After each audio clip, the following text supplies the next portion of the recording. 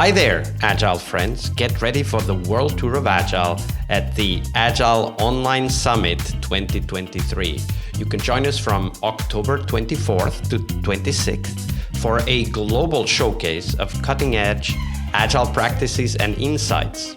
Join us at agileonlinesummit.com. This year, we will be featuring some of the best work done around the world and world-class keynotes. You can check all of that at agileonlinesummit.com. But the best part is that your ticket is on us. That's right, it's free to attend and immerse yourself in the world of Agile excellence. Don't miss out on this opportunity to level up your skills and network with peers and industry experts. Mark your calendars and secure your spot at AOS 23 today by visiting agileonlinesummit.com. So get your free ticket or opt for the full digital pass that lets you keep all the conference videos forever and organize, why not, Agile learning sessions at work. You can get the full digital access at agileonlinesummit.com. I'll see you in the conference floor. Hello, everybody. Welcome to our Wednesday, the Leading Change episode this week with Toby Rao. Hey, Toby, welcome back. Thank you, Vasco. Nice to be back. Absolutely. So, Toby, we're going to talk about change. And in fact, we've been talking about change since Monday because that's what we do all the time. We work with change. So walk us through a story of a change process you were involved with, Toby. And as you go through the steps as they happened over time, highlight for us the tools, the tips, the tricks, the techniques you learned back then that you still apply today. So one of the challenges that I noticed with a particular team was sprint after sprint after sprint. Their burn down chart looked like a hockey stick. So basically, a burn down chart should follow or be close to or parallel to the prediction that the tool that you use shows based on the number of stories committed, your past team velocity, size of the stories, etc. But there was a huge deviation because most of the stories were getting finished in the last 2 days of the sprint. So it looked like a cliff then, right? Like very, very flat. And then at the end, it just dropped to zero. Yeah. And I use hockey stick, but same thing. Yeah, it looked like it's plateauing and then falls. So there was no changes happening during the sprint or as much change as you would expect to have.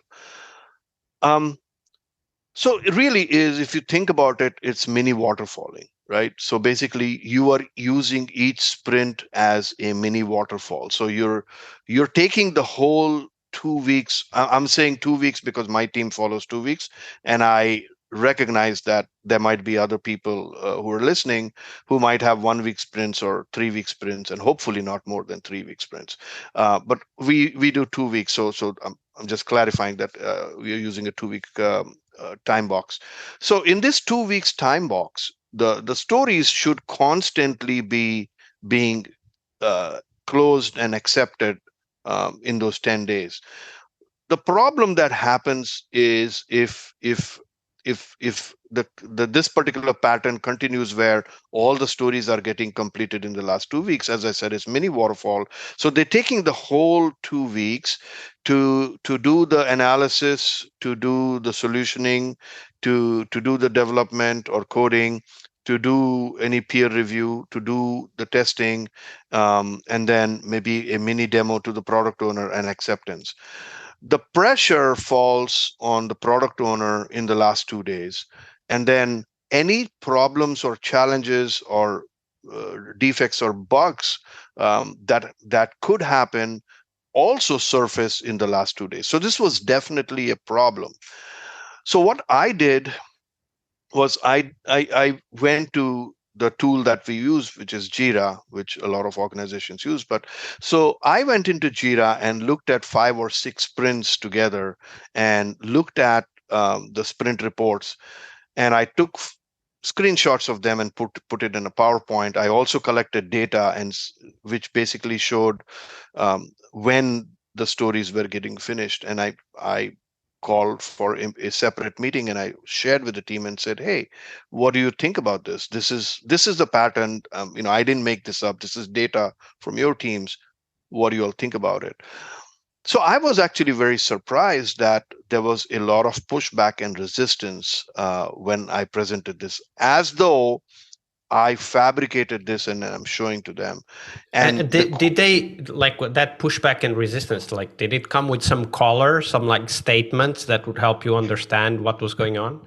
yeah, so very interesting. One of the tech leads, the tech lead actually said, "Hey, I go to the tech lead meetings and I've seen other teams burn down charts. And if you see across the organizations, everybody's burn down chart is going to look exactly the same."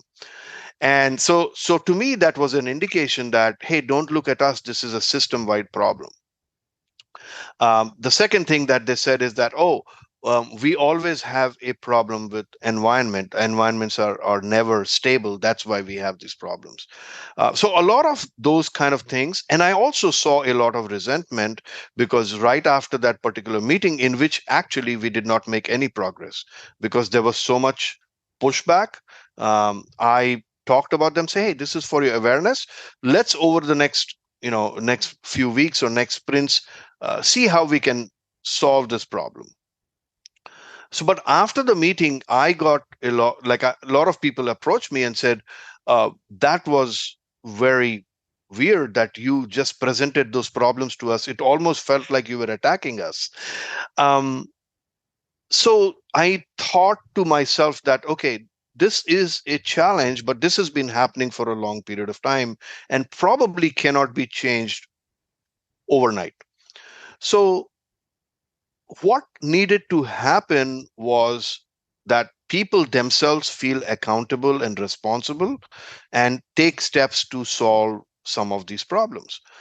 So I started to work with the tech lead and the product owner. So if one particular area we focused on was, I asked them the question, is there one thing we can do which can help us to burn stories better? And I asked them the question. They came with the response saying, how about we make the stories smaller? So I said, sure. What do you want to set a limitation under which the story should be? And they came up with the answer saying, hey, it's a 2-week sprint. Let's not commit to anything above 5 points. So that basically led them to breaking down stories into smaller stories. And this was something that the product owner and the tech lead could do. Right, it was in their control. So they started doing that. And then so that was a process change. And once they started doing that, we started seeing the stories flow better. And was there like some specific way in which they broke the stories down? Or were there like some insights that they had when they talked about it? Because of course, breaking stories down doesn't necessarily mean that you're separating the slow and unreliable parts away, because it depends how you slice them. So was there something else discussed around how to break stories down? Yeah, that's an excellent question. So this particular team, when they had started, they were working primarily on the data side of the work. They were doing ETL, which basically uploading all the data, and then they had to go through cleansing and then etc. So how they broke down the stories. So this was that phase when they were just really not working so much on the UI side, but on the back end. So what they did was they looked at all the data feeds that they get in, and they categorized those data accordingly. And so instead of so basically they reduced the span of the data.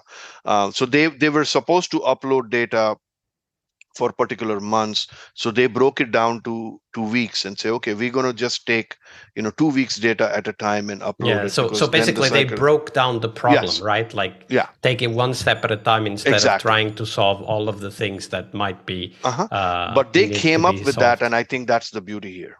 And actually, that's a great point, because this illustrates a very important stance for us, is that maybe we can help the team identify the problem, but it's the team that needs to identify the possible, and this is important, possible solution, because not everything will work. And knowing that not everything will work, one of the things we need to accept is that if things don't work and the team did it, it's their responsibility to find the next solution. But if things don't work and you did it for them, then you're the one to blame because you didn't come up with the right solution. Absolutely. Right? And that leads to demotivation and even disengagement. So that's a very important aspect of this change process that you just highlighted or explained, is that, help the teams make their own decisions, make their own attempts to solve what is going on. Yep. And support them in that and make them to understand that it's an experiment. If you fail, not a big deal. We brush ourselves up and we go up again and we try something else. That's why the sprints are 2 weeks instead of 2 months or 2 years. Yeah, exactly. Great story. Thank you for sharing. Leading change is one of the core skills we must acquire, but it is only one of the steps towards our success as Scrum Masters. Tomorrow, on Success Thursday, we will talk about how to define success for the Scrum Master role. We'll cover tips on how to measure your way to that position, and most importantly, how to develop that focus on continuous improvement that is as important for Scrum Masters as it is for teams. See you tomorrow. We really hope you liked our show. And if you did, why not rate this podcast on Stitcher or iTunes? Share this podcast and let other Scrum Masters know about this valuable resource for their work. Remember that sharing is caring.